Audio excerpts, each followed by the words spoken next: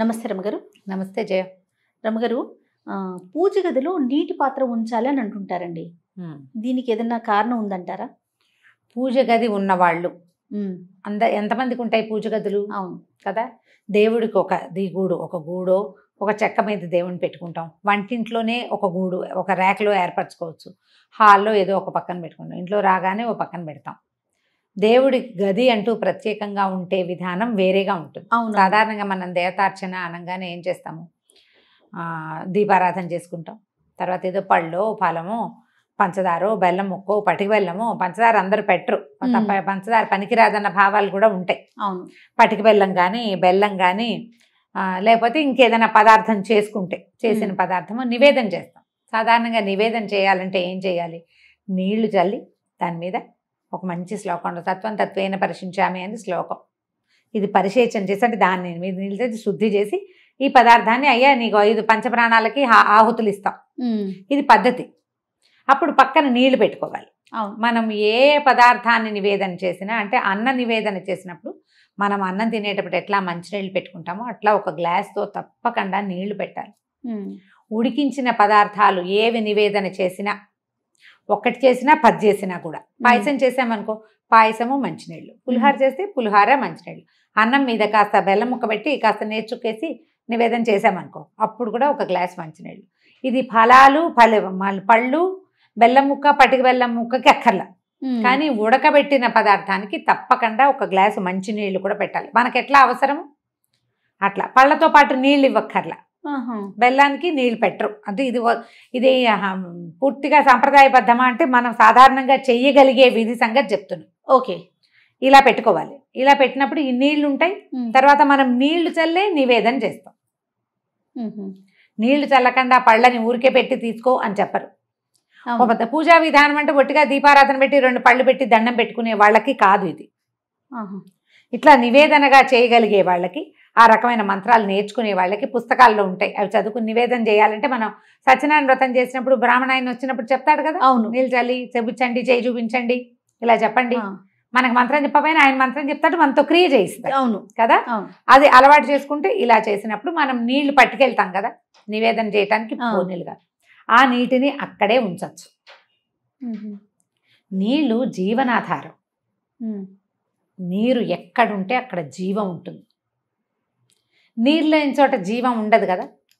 ఆ నీటికి ఆధారభూతమైన వాడు నారాయణుడు, విష్ణుమూర్తి. ఎక్కడ నీరుంటుందో అక్కడ విష్ణువు యొక్క ఇది ఉంటుంది. ఆయన అక్కడ ఉన్నట్టే, జీవం ఉన్నట్టు. మన కథ నడుస్తుంది కదా. నీరు లేకపోతే ఏముంది? పక్షులు కూడా నీటి కోసం వలసపోతాయి వెతుక్కుంటూ, జంతువులు నీటి కోసం వెతుకుతాయి. మనము నీరే కదా మన జీవనాధారం. గాలి ఎంత అవసరమో నీరు కూడా అంతే అవసరం. నీటిలో ఉండేది గాలే కొంత. అవును అవును కదా. కాబట్టి ఈ నీటిని ఇలా గనక దైవం ఎక్కడ పెట్టుకుంటామో అక్కడ నీటిని గనక ఉంచితే అక్కడున్న జీవశక్తి వృద్ధి అవుతుందని ఒక నమ్మకం. ఓకే, మనం ఈ పట్టుకెళ్ళిన నీళ్ళు అక్కడే ఉంచేస్తాం. రేపొద్దున మళ్ళీ ఆ నీళ్ళు తీసేసి ఫ్రెష్ నీళ్ళు పెట్టుకుంటాం. నివేదన చేసేసాక పళ్ళు తెచ్చేసుకుంటాం, కానీ నీళ్లు తీసుకురాము. నీరు అక్కడే ఉంటుంది. మనం నీళ్ళు చల్లడానికి పట్టుకెళ్ళామా? ఈ పట్టుకెళ్ళేవి రాగి పాత్ర అయ్యి అయితే దాంట్లో ఒక తులసి దళం కానీ వేసి కనుక, నులతలు లేకపోయినా పర్వాలేదు, వేసి పెట్టుకుంటే మర్నాడు పొద్దున నీరు తాగొచ్చు కూడా మనం. ఓకే, శుద్ధంగా ఉంటే. దుమ్ము అవి పడితే కాదు.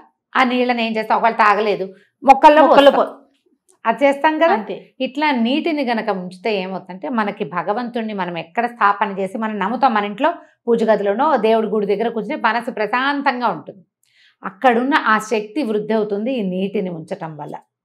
ఒకవేళ మనకి ఇలా అవకాశం లేదు, గది లేదు, కింద కూర్చునే వీలు లేదు, ఎక్కడో గోడకు ఒక కాయ చెక్క పెట్టుకున్నాము, దేవుడి పటాలన్నీ పెట్టుకుంటాం.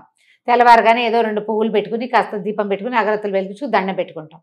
అక్కడ కూడా మీరు ఒక గ్లాసు నీళ్ళు పెట్టుకోవచ్చు. పడిపోకుండా ఏర్పరచుకొని పెట్టుకుంటే పవర్ పెరుగుతుందని భావన. అక్కడ జీవశక్తి వృద్ధి అవుతుంది అని.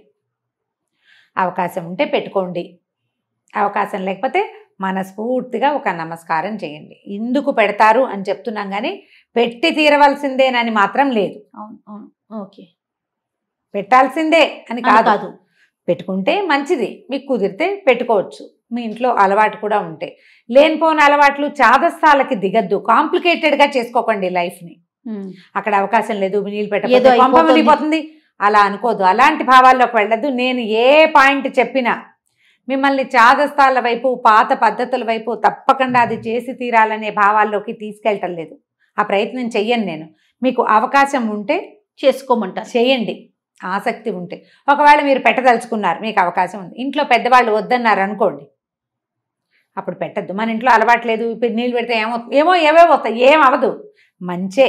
కానీ వాళ్ళు వద్దు అంటున్నప్పుడు ఎందుకు? వద్దంటున్నప్పుడు చెయ్యొద్దు. దాని బదులు ఇంకొకటి చేయొచ్చు, చెప్తాను. మన వాకిట్లో కానీ, మేడ మీద కానీ, మన బాల్కనీలో కానీ పక్షులు తిరుగుతూ ఉంటే ఈ ఎండాకాలం రోజు ఒక బౌల్తో నీళ్ళు పెట్టండి. భగవంతుడి దగ్గర పెట్టిన దాంతో సమానం. జీవాలకి మనం నీరిస్తున్నాం, మరి నీరే జీవనాధారం అని చెప్పుకున్నాం కదా. ఆ నీటిని ఇచ్చినందుకు భగవంతుడు మనని కరుణిస్తాడు. ఇది గొప్ప సహాయంగా పరిణమిస్తుంది. ఎలా దేవుడి దగ్గర నీళ్లు పెడితే ఫలితమో పక్షులకి నీరు పెట్టినా కూడా అంత మంచి ఫలితం కూడా లభిస్తుంది. ఆహారం వేయకపోయినా పర్వాలేదు, అవి పురుగులో ఒడ్లో ఏవో ఒకటి వెతుక్కుని తింటాయి. నీటికి ఆవురావురు అనిపోతూ ఉంటాయి. మనలాగానే అవిను. అవును. వాడు ఎండలేని చోట కొంచెం నీరు పెట్టండి. ఒకవేళ అలా కుదరనప్పుడు ఇలా చేసుకోండి. ఇది మంచిది, మనకు ప్లస్ అవుతుంది, పాజిటివ్ ఎనర్జీ.